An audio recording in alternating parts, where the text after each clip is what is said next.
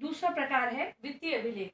इसके अंतर्गत जो रजिस्टर आते हैं या रिकॉर्ड आता है रोकड़ बही, जो राजकीय सरकार द्वारा जो राशि धनराशि प्राप्त होती है वो कब और कितनी दी गई है उसका लेखा जोखा रोकड़ बही के अंदर लिखा जाता है। फिर है रोकड़ बही छात्र कोष।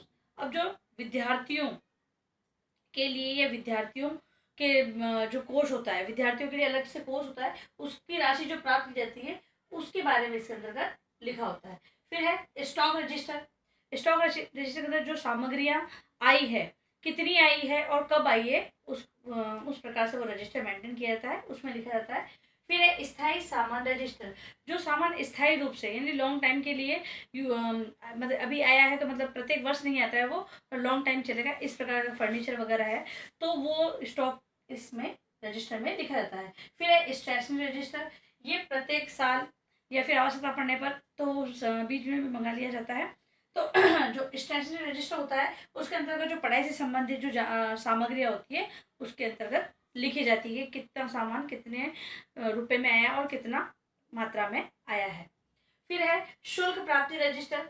शुल्क प्राप्ति रजिस्टर, गवर्नमेंट स्कूल है तो वहाँ पर आप कहेंगे शुल्क तो लिया नहीं जाता, लेकिन 9th to 12th क्लास में कुछ राशि वार्षिक शुल्क के रूप में बच्चों से ली जाती है।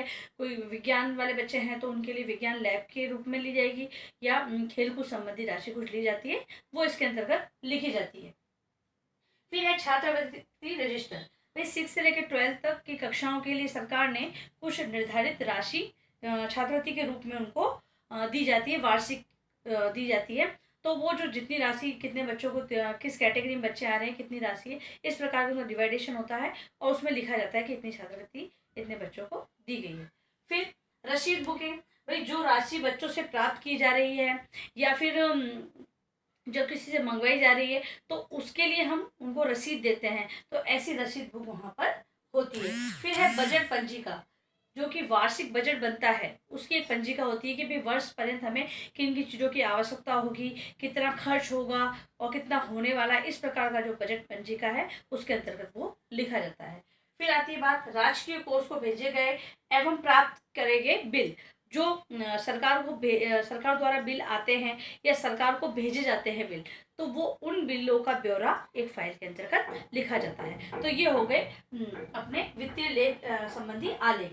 अब अंतिम है संस्थापन संबंधी अभिलेख। अब संस्थापन यानी कि किसी को आपको बताना कि भाई ये चीज प्रूफ, एक तरह से प्रूफ के रूप में। तो व्यक्तिगत पत्रावलियां।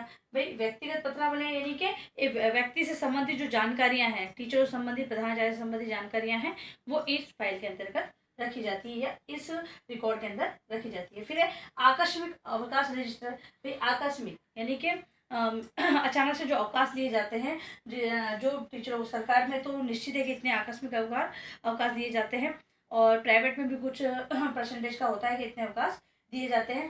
तो वो अवकाश का रजिस्टर होता है कि भाई इतने रिकॉर्ड आपको इतने अवकाश लिए हैं, या फिर वर्ष पर्यंत जो भी अवकाश ले रहा है उसके बारे में जानकारी होती है उसमें। फिर है वार्षिक कार्य मूल्यांकन प्रतिवेदन पत्रावली।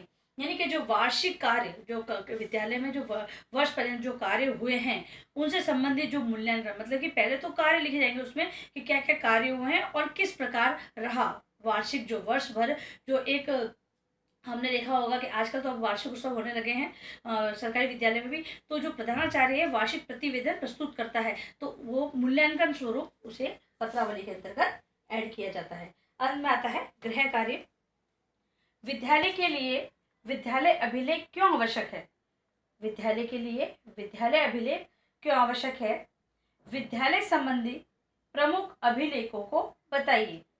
विद्यालय संबंधी प्रमुख अभिलेखों को बताइए। धन्यवाद।